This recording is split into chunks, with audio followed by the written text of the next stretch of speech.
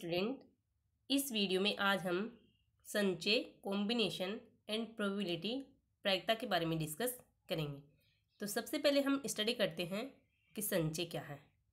दी गई वस्तुओं में से कुछ या सभी वस्तुओं को लेकर बनाए गए विभिन्न समूह हैं जिसमें क्रम का ध्यान नहीं रखा गया हो तो उन्हें उन वस्तुओं का संचय कहते हैं। फॉर एग्जाम्पल, ABC 3 राशियाँ हैं। हमें इन 3 राशियों में से किन्हीं 2 राशियों को लेकर बनाए गए संचयों की संख्या ज्ञात करनी है। तो इन 3 राशियों में से 2 राशियों को लेकर बनाए गए संचयों की संख्या 3 होगी, जो कि AB, BC व CA होंगी, जिसमें क्रम का कोई ध्यान नहीं रखा गया है। इसी प्रकार तीनों राशियों को एक साथ लेकर बनाए गए संचयों की संख्या 1 होगी, जो कि ABC होगी। N वस्तुओं में से R वस्तुओं को एक साथ लेकर बनाए जाने वाली संचयों की संख्या होती है NCR, जहां NCR बराबर factorial N upon factorial N minus R into factorial R होता है। तथा इसके लिए कुछ नियम हैं कि NCR बराबर NCN माइनस R होता है तथा NPR बराबर फैक्टर R इंटू NCR होता है तथा NCN बराबर 1 होता है एवं इसी प्रकार NC0 बराबर भी 1 होता है। जैसे क्वेश्चन दिया है कि विभिन्न 10 खिलाड़ियों में से 4 खिलाड़ियों को एक साथ लेने पर कितने संचय बन सकते हैं। तो 10 में से 4 लेना है तो क्या हो जाएगा 10C4। 10C4 को लिखेंगे factorial 10 upon factorial 10 minus 4 into factorial 4। तो इसको सोल्व करेंगे तो इसका मान हमें 210 प्राप्त होता है। इस प्रकार हम क्वेश्चन हल कर सकते हैं। है कि N विभिन्न वस्तुओं में से R वस्तुओं को लेकर संचयों की संख्या ज्ञात करना, जबकि P वस्तुएं सदैव ली जाती हैं। तो P वस्तुएं सदैव ली जाती हैं तो R वस्तुओं को चयन करने के लिए N माइनस P में से R माइनस P वस्तुओं को चुनेंगे। अतः संचयों की संख्या हो जाएगी N minus P C R minus P। Second है कि P विशेष वस्तुएं कभी न ली जावें। यदि P वस्तुएं कभी न ली जावें तो N माइनस P में से R वस्तुओं के चयन करने की संख्या हो जाएगी N minus P C R। अब क्वेश्चन सेकंड दिया है कि 7 लड़कों व 5 लड़कियों में से 6 की समिति बनानी है। यह समिति कितने प्रकार से बनाई जा सकती है, जबकि प्रत्येक समिति में केवल 2 लड़कियां हों। चूँकि हमें 6 की समिति बनानी है, उनमें से 2 लड़कियां होनी चाहिए, अतः 5 लड़कियों में से 2 को चुनने के तरीके हो जाएंगे 5C2। और 7 लड़कों में से 6 बनानी है तो 4 लड़के चुनेंगे तो कितना हो जाएगा 7C4। अतः समिति बनाने की विधियाँ हो जाएंगी 5C2 इंटू 7C4। इसको हल करने पर हमें 350 प्राप्त होगा। इस प्रकार हम क्वेश्चन हल कर सकते हैं। अब हम डिस्कस करेंगे कि प्रोबेबिलिटी या प्रायिकता क्या है। प्रायिकता की अवधारणा का उपयोग वर्तमान में भौतिक रसायन, रसायन विज्ञान, बीमा व्यवसाय आदि में किया जाता है, जिसका श्रेय RS फीसर व कार्ल पियर्सन को दिया जाता है। प्रायिकता सिद्धांत निश्चित घटना घटने की संभावना की गणितीय विवेचना प्रस्तुत करता है तथा इसके परिणाम पूर्णतः संयोग पर आधारित होते हैं। जैसे हम एक सिक्के को उछालते हैं तो इसका संभावित परिणाम हेड भी हो सकता है या टेल भी हो सकता है, लेकिन हम यह नहीं कह सकते कि इसका परिणाम कि हेड आएगा या टेल आएगा। प्रायिकता से संबंधित कुछ शब्दावलियां हैं, जैसे अभिप्रयोग एवं घटना क्या होती है। किसी भी प्रयोग में जिसमें कई संभावित परिणाम हो सकते हैं, ये सभी प्रयोग अभिप्रयोग कहलाते हैं तथा संभावित परिणाम में से एक परिणाम को घटना कहते हैं। जैसे सिक्के को उछालना एक अभिप्रयोग है, लेकिन उसके चित्त या पट का आना एक घटना है। इसी प्रकार पासे को फेंकना एक अभिप्रयोग है तथा 1 2 3 4 5 6 में से किसी एक संख्या का आना घटना है। घटनाएं कई प्रकार की होती हैं, जैसे सरल घटना, मिश्र घटना, निःशेष घटना, अनुकूल घटना, परस्पर अपवर्जी या असंयुक्त घटना, स्वतंत्र एवं आश्रित घटना। तो सबसे पहले है सरल घटना। यदि किसी प्रयोग में एक समय में केवल एक ही घटना घटित होती है तो उसे सरल घटना कहते हैं। जैसे एक थैले में कुछ काली व कुछ सफ़ेद गेंदें हैं, तो उनमें से किसी एक गेंद को निकालना सरल घटना है। अब है मिश्र घटना।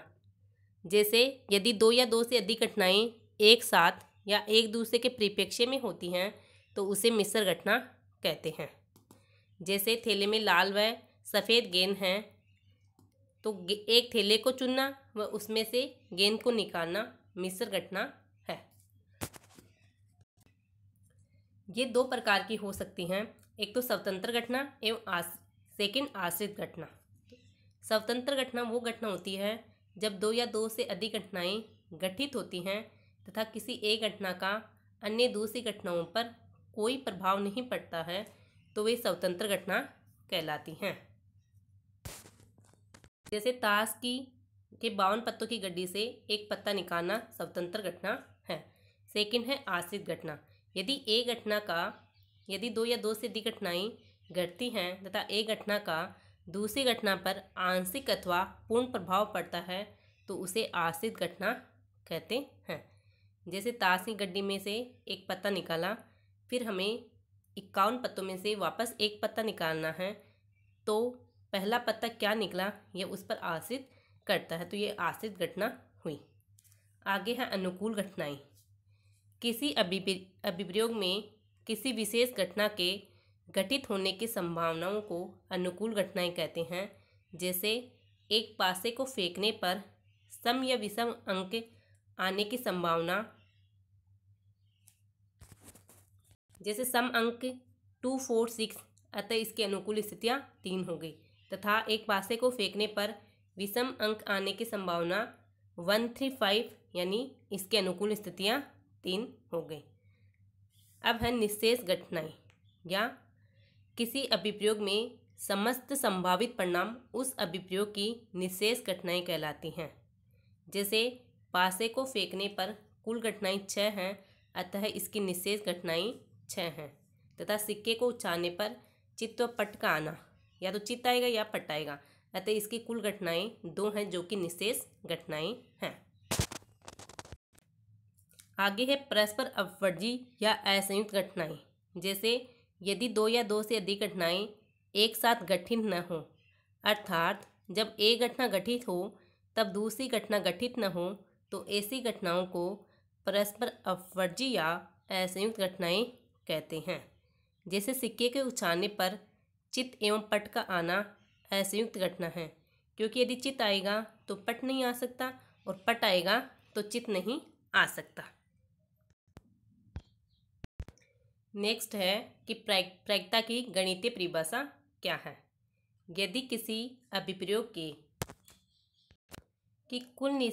कुल परिणाम या निःशेष स्थितियां n हो जो कि समप्रायिक परस्पर अपवर्जी हों, तो किसी विशेष घटना A के अनुकूल परिणाम m हो तो घटना A के घटने की प्रायिकता को PA से डिनोट किया जाएगा, जो कि PA बराबर m/n होगी। यानी PA बराबर घटना A की अनुकूल स्थितियां बटा घटना की निःशेष स्थितियां। और यदि घटना A के घटित न होने की प्रायिकता PA बार हो तो PA बार बराबर होगा घटना A की अनुकूल स्थितियां अपॉन घटना की निःशेष स्थितियां। PA बार बराबर n-m/n या 1-m/n, या PA बार बराबर 1-PA, जहाँ PA बार घटना A के न घटित होने की प्रायिकता है तथा PA घटना A के घटित होने की प्रायिकता है। मेन इंपॉर्टेंट पॉइंट है कि किसी भी घटना की प्रायिकता 1 से अधिक नहीं होती है, अर्थात प्रायिकता का मान 0 से 1 के बीच में रहता है। जैसे एक क्वेश्चन है कि एक पासे की उछाल में 3 से छोटा अंक आने की प्रायिकता ज्ञात करो। चूँकि पासे में 1 2 3 4 5 6 तक कोई भी अंक आ सकता है, अतः इसमें कुल निशेष स्थितियाँ हो जाएंगी 6। लेकिन 3 से छोटा अंक 1 या 2 ही आ सकता है, अतः अनुकूल स्थितियाँ हो जाएंगी 2। अतः 3 से छोटा अंक आने की प्रायिकता हो जाएगी अनुकूल स्थितियाँ बटा कुल स्थितियाँ बराबर 2/6 बराबर 1/3।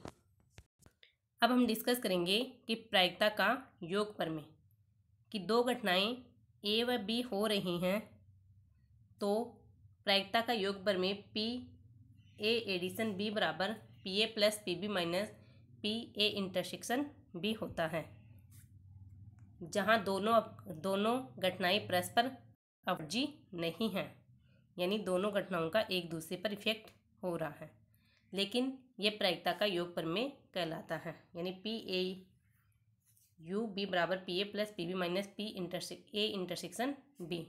लेकिन यदि दो घटनाएं ए तथा बी परस्पर अपवर्जी हो तो पी ए यू बी बराबर P A plus P B कहलाता है। यानी पी ए एडिशन बी बराबर P A plus P B, यानी किसी एक या दोनों घटनाओं के गठित होने की प्रायिकता दोनों घटनाओं की प्रायिकता के योग के बराबर होती है। फिर है प्रायिकता का गुणन प्रमेय। दो घटनाएं ए तथा बी के साथ साथ गठित होने की प्रायिकता ए की प्रायिकता तथा बी की सप्रतिबिंब प्रायिकता के गुणनफल के बराबर होती है। यानी पी ए बी बराबर P A into P B बट्टा ए, जहाँ बी बट्टा ए बी की सप्रतिबंधित प्रायिकता है, या इसको P B into P A बट्टा बी, जहाँ पी ए बट्टा बी ए की सप्रतिबंधित प्रायिकता है। सप्रतिबंध प्रायिकता होती है यदि ए व बी दो आश्रित घटनाएं हों तो P B upon A B के गठित होने की सप्रायिकता कहलाती है, जिसमें ए घटना गठित हो चुकी हो। तथा इसी प्रकार पी ए अपॉन बी सप्रतिबंधित प्रायिकता ए की कहलाती है यदि ए के गठित होने की सप्रतिबिंब प्रायिकता है यदि घटना बी घटित हो चुकी हो, जब ए व बी दो आश्रित घटनाएं हों। ये इसका गुणन प्रमेय कहलाता है। परंतु यदि घटनाएं ए तथा बी स्वतंत्र घटना हो तो गुणन प्रमेय हो जाएगी पी ए बी बराबर P A into P B, यानी दोनों की प्रायिकताओं के गुणनफल के बराबर होगी। अब है कि n स्वतंत्र घटनाओं में से कम एक घटना के घटित होने की प्रायिकता होती है 1 माइनस पी की पावर n। यदि n स्वतंत्र घटनाएं a1 a2 an हैं जिनकी प्रायिकता p1 p2 pn है, तो इन घटनाओं में से किसी भी घटना के गठित न होने की प्रायिकता होगी 1 minus P1 into 1 minus P2 into 1 minus Pn, जहाँ P1 बराबर P2 बराबर Pn बराबर P माना गया है, जो कि समप्रायिकता है। अतः कम से कम एक घटना घटित होने की प्रायिकता होगी 1 माइनस P की पावर n।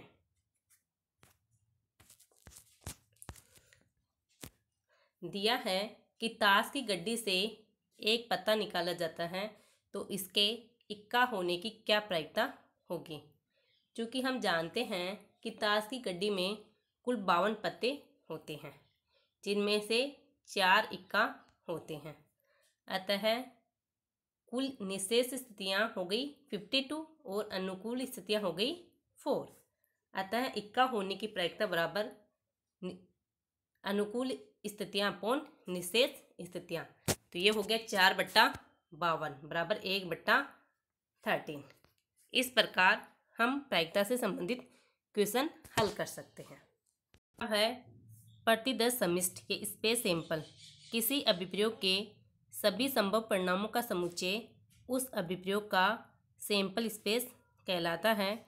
इसे ऐसे रिप्रेजेंट करते हैं जैसे एक सिक्का है, उसे 2 बार उछाला जाए तो हेड आ सकता है, हेड टेल आ सकता है, टेल टेल आ सकता है, या टेल हेड आ सकता है।